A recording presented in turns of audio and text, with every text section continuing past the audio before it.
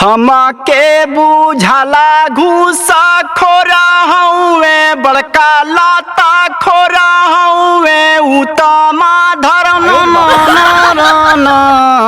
अरे हो गौआ का हमारे कोटे दरावा भागवती वो के लूटना। अरे मतलब बताई हो कैसे काम में मत बोला भाई, हमके दिल के भड़ास निकाल लेवे दो। का भाई तो बतिया तो बताइबा।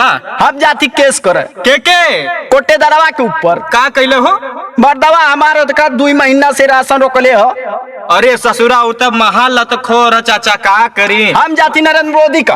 मोदी के? हाँ। अरे मोदी के छोड़ा चला पुलिस चौकी। नहीं यही मोदी का कंप्लेन करब। हमार राशन काट लेता, सबकर गांव का राशन काट लेता। चला ओकरे नामे आज FIR करब, ओकरे केन से कोटा हटवाई। हाँ ओकर चोटा छोड़ाई कोटा हटवा के। चला चाचा चला। ए भाई कहाँ गुजारा?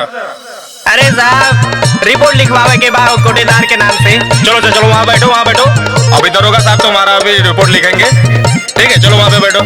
अरे भाई क्या हुआ, क्या बैठा रहे? अरे साहब बताओ जाता सुने।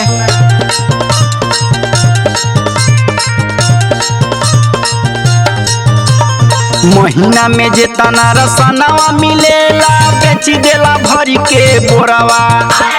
बेच देला भरी के बोरावा। बेच देला भरी के बोरावा। महीना में जेतना रसनवा मिलेला बेच देला भरी के बोरावा।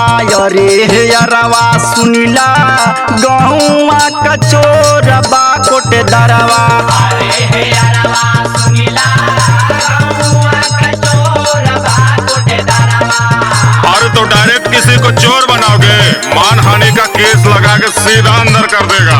ए साहब हमारा यकीन ना हो तो इनसे पूछो। हाँ साहब हमरो कटले बात तब न हम आप लोगों के पास आल है।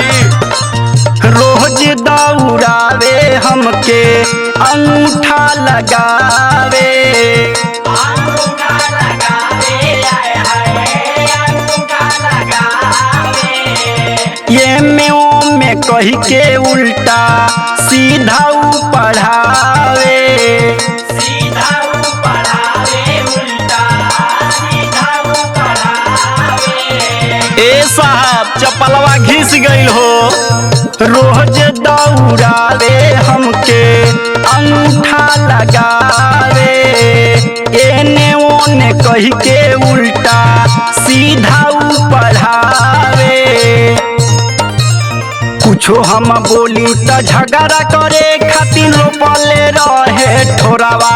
अरे भैया सुनिला गौवा कचोरबा कोटे दरवा। अरे यारवा सुनिला गौवा कचोरबा कोटे दरवा।